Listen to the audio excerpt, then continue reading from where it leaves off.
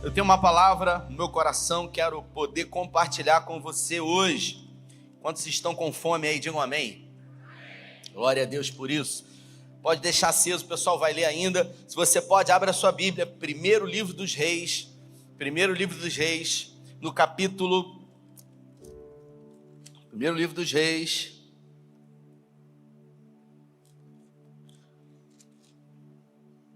Capítulo 16.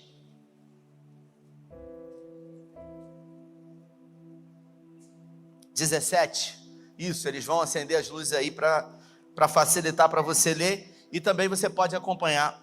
Pode aumentar a luminosidade aqui para eles? Isso. Não sei quem tá. Isso. Pode botar no máximo aí. Pode botar a mesma da oferta, que eu acho que... Isso. Glória a Deus. Diz assim a minha tradução. Primeiro livro dos Reis, eles vão colocar no telão. Pode botar. Capítulo 17, versículo 1. Diz assim a minha tradução. Ora, Elias, de Tisbe, em Gileade, disse a Acabe: juro pelo nome do Senhor, o Deus de Israel, a quem sirvo, que não cairá orvalho nem chuva nos anos seguintes, exceto mediante minha palavra. Repita comigo, minha palavra. Depois disso, a palavra do Senhor veio a Elias: sai daqui e vai para o leste, esconda-se perto do ribeiro de Querite, a leste de Jordão. Você beberá do riacho, e dei ordens aos corvos que alimentassem você por lá. E ele fez o que o Senhor tinha dito. Foi para o ribeiro de Querite, a leste de Jordão, e lá ficou. E os corvos lhe traziam pão e carne de manhã e de tarde, e ele bebia água do riacho. Algum tempo depois, o riacho secou por falta de chuva. Então a palavra do Senhor veio a Elias: vá imediatamente para a cidade de Sarepta, de Sidom, e fique por lá. Ordenei a uma viúva daquele lugar que lhe forneça comida. E ele foi. Quando chegou à porta da cidade, encontrou uma viúva que estava colhendo gravetos. E ele chamou e perguntou: você pode me trazer um pouco de água numa jarra para que eu possa beber? Enquanto ela ia buscar água, ele gritou: por favor, traga também um pedaço de pão. Mas ela respondeu: juro pelo nome do Senhor, o Deus a quem eu sirvo, que não tenho nenhum pedaço de pão, só um punhado de farinha num jarro e um pouco de azeite na botija. Estou colhendo 2 gravetos para levar para casa e preparar uma refeição para mim, para o meu filho, para que comamos e depois morramos. Elias, porém, disse: não tenha medo. Repita comigo, não tenha medo. De novo, por favor, não tenha medo. Vá para casa e faça o que eu disse. Mas primeiro, faça um pequeno bolo com o que você tem e traga para mim.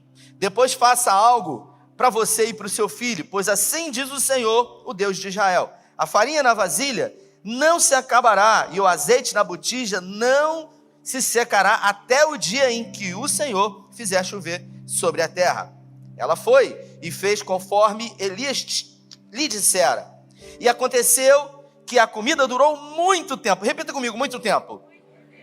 Para Elias, para a mulher e para a sua família, pois a farinha da vasilha não acabou e o azeite da botija não secou, conforme a palavra do Senhor proferida a Elias. Está terminando. Algum tempo depois, o filho da mulher, dona da casa, ficou doente, piorando, e finalmente parou de respirar. A mulher reclamou com Elias: o que foi que eu te fiz, ó homem de Deus?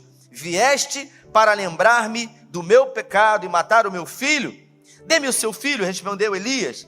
Ele o apanhou em seus braços e levou para o quarto de cima e clamou ao Senhor: ó meu Deus, trouxeste também desgraça sobre esta viúva com quem estou hospedado, fazendo morrer o filho dela? Repita comigo essas palavras: trouxeste também. Isso.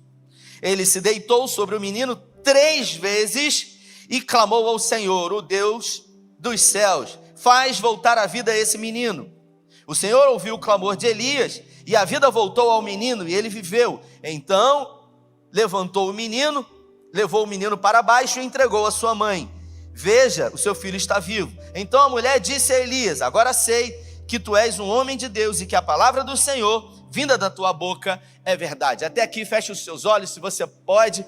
Pai, no nome de Jesus, que é em graça, pedimos que nessa noite o Senhor fale conosco, que a tua palavra, que é poderosa e viva, possa trazer para nós esclarecimentos, direcionamento, visão, porque tudo começa a partir de uma visão. Que tão logo ao sairmos daqui tenhamos a certeza de que o Senhor nos municiou, nos capacitou, nos instruiu para enfrentarmos os nossos desafios e as guerras lá fora, de uma forma totalmente diferente, na força do Senhor. Oramos com fé no nome de Jesus. Amém. Não se frustrarão, é o tema da nossa conversa de hoje. E eu queria falar sobre as maiores guerras que nós vivemos. E as maiores guerras das nossas vidas, elas não acontecem em trincheiras de terras, em lugares onde normalmente guerras costumam acontecer. As maiores guerras, Fábio, das nossas vidas, elas acontecem no campo de batalha da nossa mente. Afinal, esse é o lugar onde travamos as maiores batalhas, porque a nossa mente, ela não para. Se enquanto estamos acordados, estamos lutando, Railan, contra os problemas que nós temos, às vezes quando dormimos ainda temos sonhos e pesadelos sobre aquilo que queremos, sobre aquilo que precisamos, sobre aquilo que desejamos. E nós estamos aqui diante de um profeta, na verdade, o maior profeta do Antigo Testamento. O nome dele é Elias, um tisbita. E esse homem que fez 7 grandes milagres, Léo, da parte de Deus, ele foi um homem extremamente debilitado das suas faculdades mentais e, por que não dizer, das suas emoções. Elias, ele foi assolado de um processo depressivo que avançou durante toda a sua vida e resultou, eu digo com toda a certeza, num desgaste tão profundo ao ponto dele pedir a morte dele não apenas uma vez. Tamanha foi a depressão, tamanha foi a angústia de alma, tamanho foi o vale que ele viveu. Alguns profissionais de área, dizem que, sem sombra de dúvida, Elias, ele viveu uma burnout, um excesso, de fadiga, de cansaço em toda a sua mente. Nós observamos que Elias já havia realizado alguns feitos da parte do Senhor. E agora o texto diz: Jezabel e Acabe reinavam o reino do norte, e profanando o nome do Senhor e fazendo tudo o que era mal aos olhos do Senhor. E o texto diz que um dia Deus levanta Elias dizendo para ele: vai lá e diz que não vai chover, porque eu não estou satisfeito com tudo o que Acabe e Jezabel têm feito. Elias se levantou, foi em direção a Acabe, que era o rei perverso, e era mandado pela sua esposa Jezabel, e disse: olha, bateu na mesa, não vai chover enquanto da minha boca não ser proferida uma só palavra sobre a chuva. E depois que ele falou isso, ele saiu da presença, e o texto diz que Deus disse para ele: foge, vá para o ribeiro do Querite, e lá você se esconda. Fala, esconda. E aí, irmãos, pensem comigo, como é difícil. Deus manda ele se levantar em direção ao rei da época, liberar uma palavra e depois fugir. Foi isso mesmo que aconteceu. Então, pastor Everson, não tem muita lógica isso, porque normalmente aos olhos naturais, quando Deus nos dá uma direção, Ele manda que a gente assuma um posicionamento e que a gente não fuja, que a gente se posicione, que a gente acredite, que a gente fique firme na posição, e pelo contrário, porque em alguns textos a Bíblia fala que se no dia da angústia você se mostrar fraco, a sua força será pequena. Mas o texto diz que Deus mandou ele declarar que não ia chover e depois fugir. E ele fugiu, desesperado, porque Acabe e Jezabel procuraram para matar Elias em todos os lugares. Só que Deus disse: olha, vai ter uma água para você beber, e eu dei ordem a corvos para que alimentem você com carne. E aí o texto diz que de manhã e de tarde o corvo ia lá, levava comida para Elias, e ele bebia daquela água do ribeiro. Eu não sei onde ele dormia, a Bíblia não faz menção sobre isso, mas nos dá uma ideia de que Deus deu a ele provisão e proteção. Repita comigo, provisão e proteção. É algo, Marcelo, que a gente busca na nossa vida todo o tempo. Provisão é uma das maiores preocupações da humanidade. Existem preocupações que estão no ranking das 5 maiores preocupações de todo ser humano. E uma delas é a chegada da necessidade. Você não ter como se sustentar e sustentar os seus. Esse é um grande medo da humanidade. E Deus deu a ele a provisão e a proteção. E o texto diz que todo dia ele acordava de manhã, ele descia lá no ribeiro, pegava água, bebia, e era servido por um corvo, que talvez levava, quem sabe, um churrasquinho de filé mignon, ou um churrasquinho de gato, eu não sei, alguma coisa nesse sentido. Quem sabe comprava lá no Bife Grill, ou passava lá de madrugada e pegava lá. O texto nos dá a entender que durante muito tempo, Elias se acostumou naquele lugar, porque Deus deu a provisão a ele. E queridos, aqui que mora o perigo, quando a gente começa a se acostumar, quando a gente entra numa zona de conforto, Laerte, quando de alguma forma aquilo que a gente está recebendo todo dia, aos nossos olhos é olhado e é dito, tá bom, eu já tenho tudo o que eu preciso, até que, repita para a pessoa que está do seu lado, até que, de repente, o ribeiro seca, e aí aquilo que era certo, aquilo que não falhava, aquilo que estava ali imutável, mudou. Secou o ribeiro. E agora o que ele vai fazer? E é assim que acontece na minha vida e na sua. Porque nada é eterno, queridos. A gente condiciona a nossa fé no Senhor e o Senhor nos abençoa. E de repente portas são abertas. E de repente a gente está vivendo uma vida maravilhosa. A gente se acostuma. Até que uma porta se fecha, uma impossibilidade chega, um diagnóstico vem e bate na nossa porta de uma forma inesperada. E aí o que a gente faz? A gente sente medo, porque o medo é o primeiro sentimento que vem. E o segundo sentimento é a pergunta: Senhor, por que isso está acontecendo na minha vida? Porque Elias podia perguntar para o Senhor, por que está acontecendo isso? Porque tudo o que está acontecendo só está acontecendo porque eu decidi obedecer? Às vezes, queridos, nós passamos por vales, por situações difíceis, mesmo obedecendo ao Senhor. E a gente não entende o porquê. E quando acabou aquilo que era certo, Elias se posicionou esperando Deus falar com ele. E Deus falou para ele, sai daí agora e você vai para um lugar lá de Sarepta, porque eu já ordenei uma viúva que irá te sustentar. Se eu sou Elias, não sou casado, primeira coisa que eu penso, vai mandar uma pensionista da aeronáutica, do exército, uma viúva, e de repente ela vai me sustentar, quem sabe a gente vai até casar, quem sabe a gente vai poder, ter uma casa. E quando ele chegou lá, ele encontrou aquela viúva que estava catando os gravetos, e ele, morto de fome, falou para ela, olha, tudo bem, faz um favor, me traz um pouco de água, eu estou com muita sede, eu vim de muito longe, e, por favor, também traz um bolo para eu comer. E ela falou, olha, meu senhor, eu não te conheço, eu acabei de ver o senhor, eu não vou negar um copo de água para o senhor, mas eu quero dizer uma coisa para o senhor, eu vim aqui catar 2 gravetos para fazer um bolo com um punhado de farinha e um pouco de azeite que eu tenho para mim, para o meu filho, e depois nós vamos morrer. Essa mulher tinha esperança, sim ou não? Ela tinha expectativas de vida, sim ou não?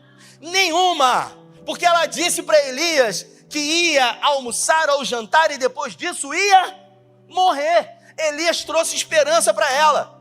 Mesmo sem esperança, ele trouxe esperança para ela, porque a gente começa a ver que Elias já estava apresentando sinais de cansaço, e um cansaço emocional, queridos, porque quando o cansaço é físico, pastor Everson, a gente faz um final de semana, vai para a casa dos parentes, a gente fica em casa num feriado prolongado, a gente assiste séries, a gente descansa, só que quando o cansaço é na nossa mente, a gente dorme cansado e a gente acorda mais cansado ainda. E aí o que fazer, doutora Melissa? Quando não se sabe o que fazer, Max? O que fazer quando o cansaço bate e a gente precisa continuar equilibrando os pratos, e a gente não se pode nem dar ao luxo de ficar doente, porque tem tanta gente que depende da gente, que se a gente ficar doente, tudo para. O texto diz que a mulher, ela decidiu, repita comigo, ela decidiu acreditar. Ela podia não acreditar, ela podia dizer, dá licença, eu te conheci agora, você acha mesmo que eu vou tirar do meu filho para dar para você? Ela não sabia que ele era profeta, ela não sabia. Se fosse você, você ia dar? Você ia tirar da boca do seu filho para dar para uma pessoa que você não conhece? Sim ou não? Deus sabe, não é verdade?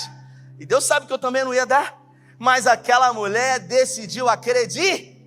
E aí, meu irmão, todas as vezes que a gente decide acreditar, e acreditar numa palavra de um homem e de uma mulher de Deus, Deus sempre vai surpreender.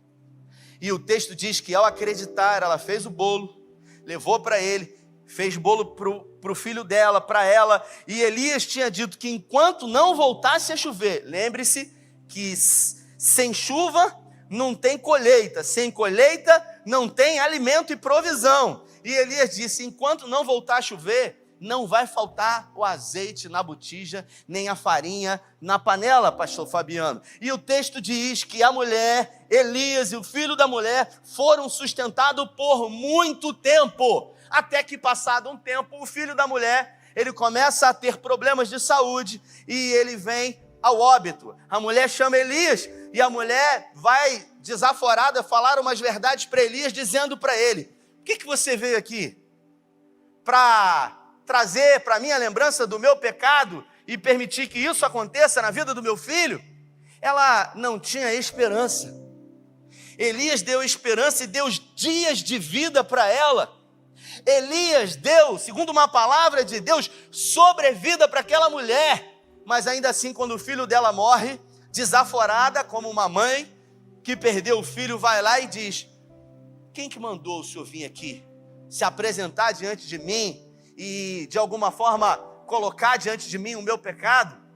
Elias simplesmente não disse nada para ela, pegou o filho daquela mulher nos braços e levou para o andar de cima da casa. E Elias agora faz um desabafo ao Senhor.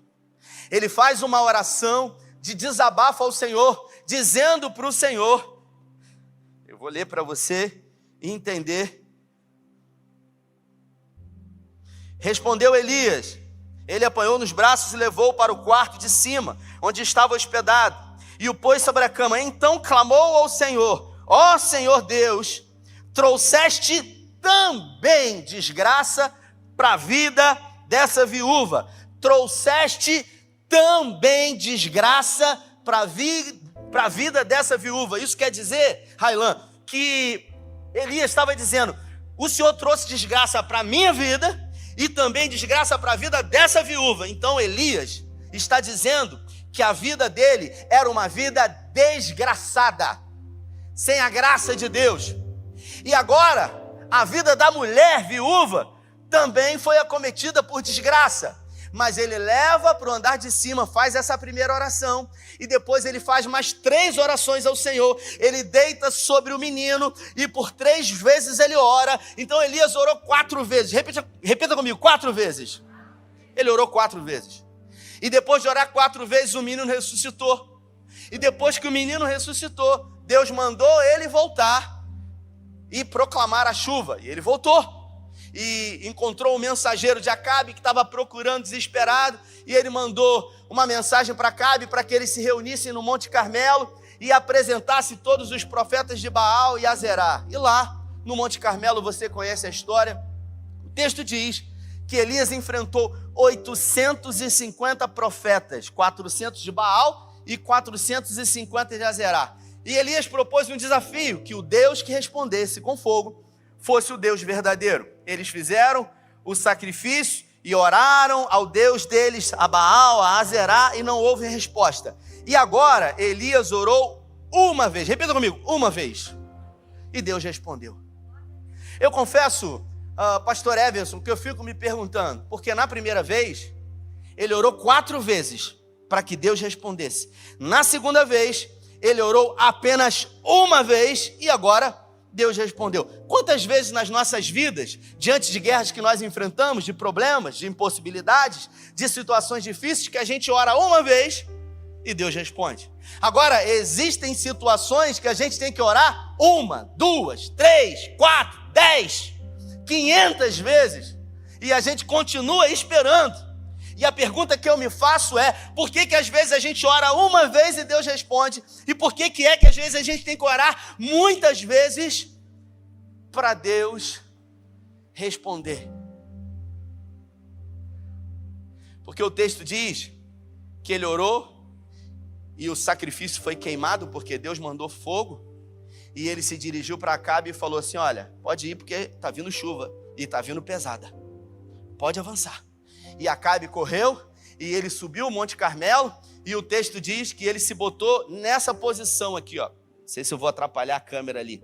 Ele colocou a cabeça dele sobre os seus joelhos e ele pediu para o moço dele subir um nível acima do Carmelo para avistar ao longe se estava vindo chuva, porque ele havia declarado. E o texto diz que ele orou uma vez e Deus não respondeu. Que ele orou 2 vezes e Deus não respondeu. Ele orou 3 vezes e nada aconteceu. Ele orou 4 vezes, ele orou 5 vezes, ele orou 6 vezes. E na 7ª vez, só na 7ª vez, o moço veio e falou o seguinte: eu vejo um negócio muito pequeno. Eu não sei nem bem o que é. E todas as 6 vezes anteriores, Elias perguntava para o moço: o que você viu? E ele dizia: eu não vi nada. Sabe aquela coisa que você quer ver alguma coisa? Você começa a olhar para o céu, você vê as nuvens e de repente você vê um algodão doce, mas daqui a pouco você vê um coração, daqui a pouco você vê um peixe e você mostra para as pessoas e ninguém vê um peixe. Daqui a pouco você começa a fantasiar coisas com a formação das nuvens. O texto diz que o moço de Elias por 6 vezes disse: eu não estou vendo nada. E na 7ª vez ele disse: eu estou vendo um negócio. Estou vendo um negócio que eu não sei o que é. Eu vejo uma pequena nuvem. Aí ele diz, mais ou menos assim, queridos, ó, uma mão fechada, uma pequena nuvem do tamanho da mão de um homem. E aí ele declara que esse é o sinal. Ele se levanta, mas ele teve que orar quantas vezes? 7 vezes. Queridos, eu confesso que na minha caminhada, Júlia, eu já orei por pessoas aqui nesse altar. E orei uma vez por pessoas e simplesmente eu não sei como elas foram curadas. E eu confesso que até hoje algumas orações eu faço para o Senhor do mesmo jeito, com a mesma fé, e nada acontece. Com quantos acontece isso? Levanta a mão, eu quero conhecer você.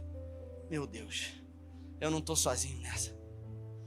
A pergunta que fica para nós é: o que nós vamos fazer diante disso? Existem guerras nas nossas vidas que nós escolhemos lutar. São guerras que nós escolhemos, Queiroz, avançar. São guerras que nós decidimos entrar. E às vezes a gente entra em algumas guerras e a gente não se dá conta que assim como tem guerras que nós escolhemos, Everson, tem guerras que nos escolhem. Nós não escolhemos algumas guerras. Essas guerras é que nos escolhem. Assim como Josafá, em 2 Crônicas, no capítulo 20, que depois de fazer muita coisa boa, o texto diz que 4 reinos vieram contra Josafá sem que ele esperasse. Ele estava em Jerusalém e esses 4 reis estavam no Mar Morto, já bem próximo de Israel. E de repente Josafá não sabia o que fazer. E a pergunta que fica é: o que fazer quando não se sabe o que fazer? Você sabe o que Elias fez? Porque ele declarou a chuva. Jezabel ouviu Acabe chegar em casa e falou: o que aconteceu? Ela disse: Elias matou 850 profetas no pé do Monte Carmelo. Eles foram humilhados. E agora todo mundo já sabe que só existe um Deus verdadeiro. Jezabel manda um recado para Elias, dizendo que tão certo como o Deus dela vive, que amanhã, a esse mesmo tempo, ele não estará vivo. Repita comigo, um recado. A pergunta que fica, Tadeu, é: Jezabel, ao invés de mandar um recado, poderia ter mandado alguém para matar Elias, sim ou não? Sim, por que ela não fez isso? Por que ela resolveu ameaçar? Porque às vezes a ameaça, ela é mais destrutiva, Elaine, do que uma ação. Porque a ação, ela provoca algo no seu corpo, mas a ameaça, ela produz uma guerra na sua mente. E a ameaça tira a sua vida sem tirar a sua existência. E faz você pensar e conjecturar e sofrer e se preocupar com aquilo que ainda não aconteceu. Tem um estudo da psicologia que diz que mais de 80% dos pensamentos negativos que passam pela nossa mente nunca vão acontecer. Nunca. Ainda bem. Glória a Deus por isso. E o texto diz que diante da ameaça, ele resolveu fugir. Ele fugiu por causa de Jezabel? Não. Ele fugiu porque ele estava cansado. Ele fugiu porque, se você acompanhar a história, você vai ver que ele já estava dando sinais de um cansaço exaustivo, não somente físico, mas principalmente das suas emoções. Ele já não tinha uma saúde emocional, ele estava totalmente fragilizado, e quando ele fugiu, ele pediu a morte. E eu pergunto para você, diante das guerras que chegam até você, diante das batalhas que você decide lutar, ou diante das batalhas que chegam para você, e que você não pediu, e que você não escolheu, qual é o seu posicionamento diante disso? Você ora uma vez? Ótimo. Mas se você orar, Deus não responder, o que você faz? Você ora a segunda vez? Maravilha. E se você orar a segunda vez e Deus não fizer nada? Você ora a terceira vez? Você ora a quarta vez porque você acha que ele não orou? O texto não diz, mas você acha que um homem que estava acostumado a orar, Deus não respondia na hora que ele orava. Já aconteceu isso uma vez, mas você acha que ele não orou diante dessa ameaça? Sim, porque depois ele orou e ele pediu a Deus outra coisa. Ele pediu a morte. Isso mostra um cansaço das suas emoções. E quantas vezes nós estamos assim, fragilizados emocionalmente, fragmentados emocionalmente. Alguns poucos anos atrás, nós tivemos a lamentável perda de uma cantora que escreveu canções que nós cantamos e fomos encorajados a acreditar no Senhor, a confiar nele, a avançar, a não ficar paralisados. O nome dela, Ludmila Ferber. E a Ludmila, ela já fazia, algumas pessoas dizem isso, que eram próximos dela, há mais de 10 anos ela fazia um jejum intermitente. Ela se alimentava dia sim, dia não, como forma de uma prática religiosa da sua vida. Ela fazia um jejum de 24 horas, dia sim, dia não. Ela só se alimentava dia sim, dia não, para de alguma forma, diante do Senhor, ter essa prática de oração de vida. Tinha um sítio que ela sempre ia para lá. Um pastor amigo meu teve a oportunidade de passar um final de semana nesse sítio, viu lá os livros, as cadernetas dela de oração, um lugar que ela escolheu como secreto para buscar ao Senhor. E muitas foram as canções que Deus deu a ela, que entoaram as igrejas, que entraram pelas igrejas evangélicas e fizeram as nossas vidas se alegrar, chorarmos e nos alegrarmos na presença do Senhor, até que um dia, repita comigo, até que um dia, na vida dela, chegou uma impossibilidade, uma carta que ela não esperava, uma guerra que veio ao encontro dela, aquela guerra que a gente não escolhe, um diagnóstico. O câncer bateu na porta dela. Ela foi acometida de um câncer no pulmão. E quando o câncer chegou a Ludmila, ela decidiu lutar. Ela decidiu lutar contra o câncer. Eu sei que essa doença, o nome é terrível. Quando a gente fala do câncer, a gente já pensa logo a morte. Mas eu quero dizer para você que existe um nome que está acima desse nome. E é poderoso.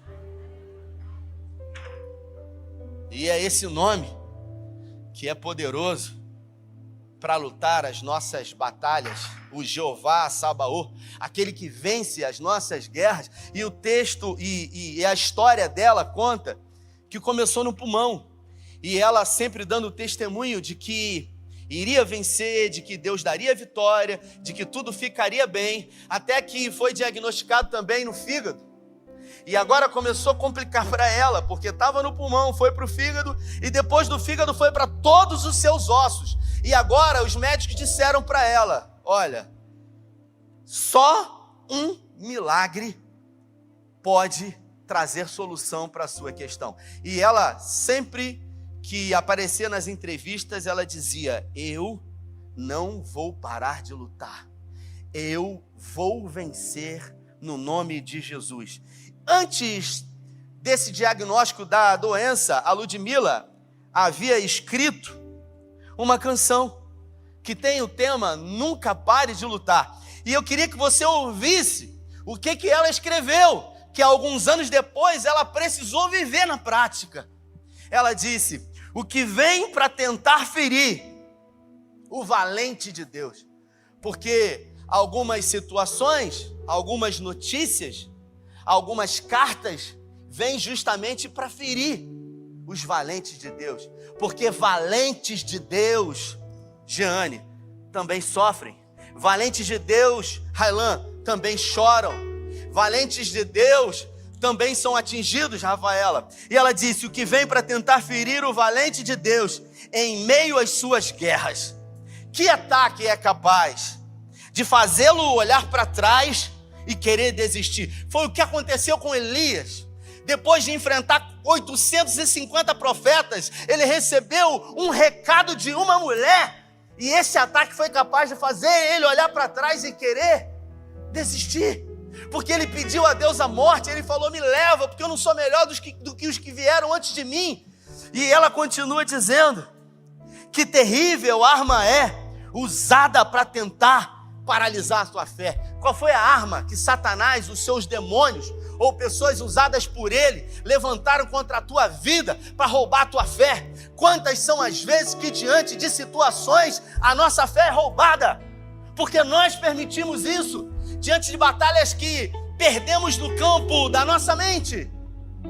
E essa mulher com câncer no pulmão, no fígado, em todos os ossos, teve a capacidade de ainda cantar essa canção, dizendo: cansaço, desânimo, logo após uma vitória. Foi o que aconteceu com Elias. Essa mulher está falando de Elias. O cara enfrentou 850 profetas, arruinou, matou os 850. Depois de uma vitória, o cansaço, o desânimo veio logo após uma vitória. A mistura de um desgaste ou um contra-ataque do mal.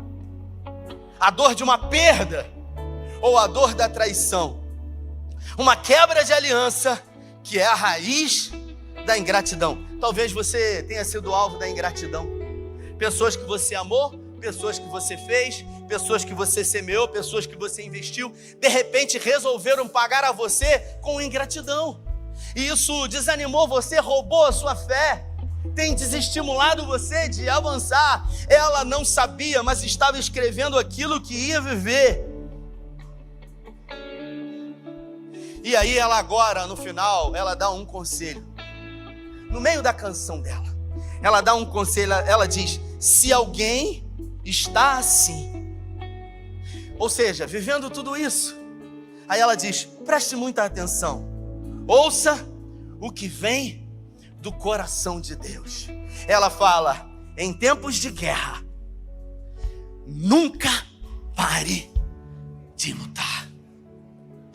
Em tempos de guerra, nunca pare de lutar. Eu queria que você se colocasse de pé. Nós estamos falando de alguém que viveu na prática isso, que escreveu, que tocou a vida de pessoas, mas depois, inevitavelmente, foi obrigada a viver aquilo que escreveu.